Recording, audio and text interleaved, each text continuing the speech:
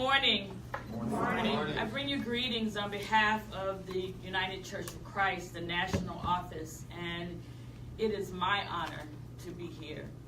There is no other place that I should be today, and I am deeply grateful for the invitation. I am overwhelmed by the love and the hospitality and the generosity in this holy place, knowing that we are just beginning a journey. It is places like this church, this sanctuary, pastors like Reverend Husto and others that we have heard from this morning who are living, walking, and breathing the gospel. And if we are not with you from the national office, then we shouldn't be anywhere. Amen. So thank you. Thank you for the invitation. It's my privilege to stand with Joy Like a River and Reverend Husto and join other churches in Michigan and other interfaith communities that are making a bold proclamation to declare sanctuary for our neighbors. Yes. There is no such thing as illegal people. Yes. Everyone has a right to be wherever God is. Amen. And God is here. As people of faith, we do not understand this act as extraordinary, but rather as necessary to the practice of our faith. I am reminded of an exchange between Jesus and a lawyer recorded in the 10th chapter of the Gospel of Luke. The lawyer asked Jesus, what must he do to inherit eternal life? Eternal life in this instance does not refer to the duration of one's life, because every life is immortal. Nor does it refer to a life after death. Eternal life is a particular quality of life that comes from living in ways that honor the Spirit of God. It refers to a higher quality that is available to all of us right now. Jesus responds to the lawyer's question by asking him, what is the moral law? There is a law that is higher than state law, that is higher than federal law. It is moral law. And the lawyer replies, we must love God and our neighbor as ourselves. The United Church of Christ exists to live out this purpose, to love God and to love our neighbor.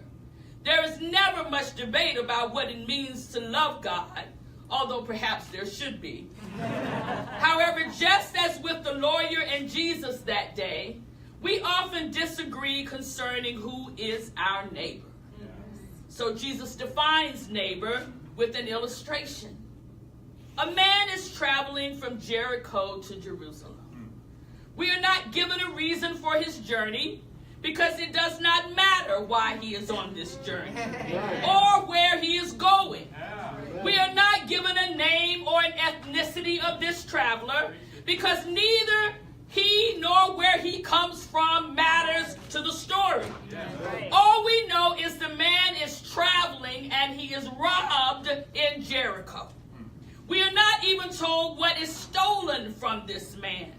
As a matter of fact, Jesus reveals more to us about Jericho than he does about the man. Jesus reveals that Jericho is not a safe place for travelers, and most will not stop to help a stranger who has been robbed along the way.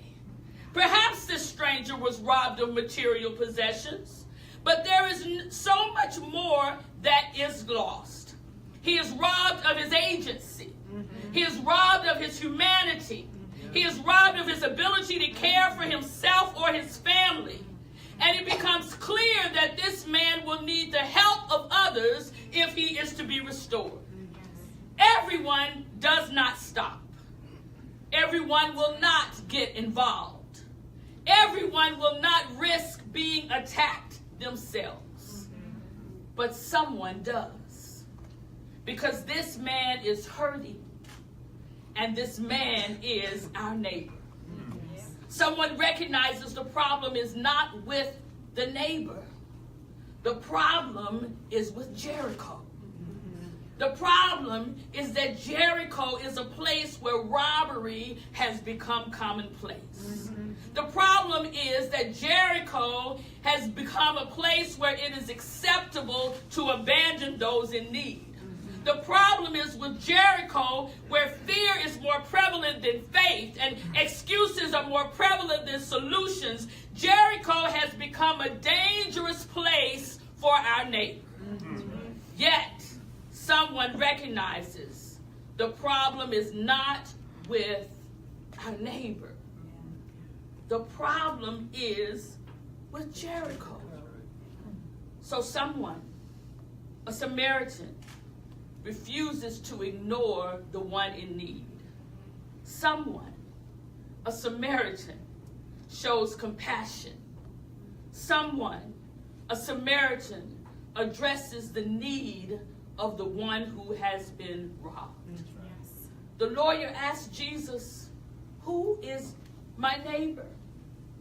And Jesus illustrates our neighbor as whomever is in need of our help. So this morning, we gather to answer a different question.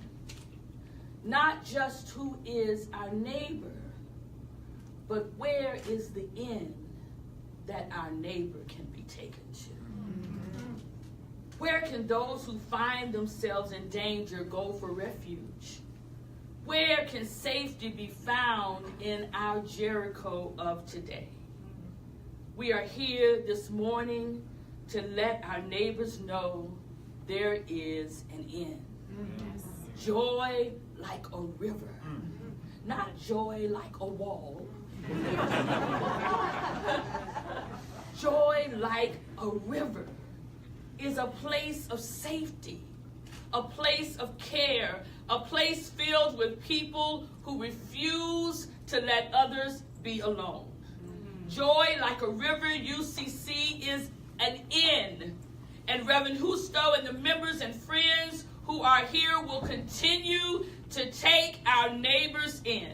Amen. We give thanks this morning for those here in Michigan who see the needs of our neighbors who are being robbed. Yes. Robbed of their livelihood, robbed of their dreams, robbed of their ability to care and provide for their families, robbed of their hopes of a better life, robbed of what we promise that America will be. And we give thanks that you have not turned them away. We give thanks for this sacred place with open doors and end toward a just world for all. Who do you think acted as neighbor to the one who was robbed, Jesus asked. The one who showed compassion, the lawyer replied. Then you go and do likewise. All right. Amen. Amen.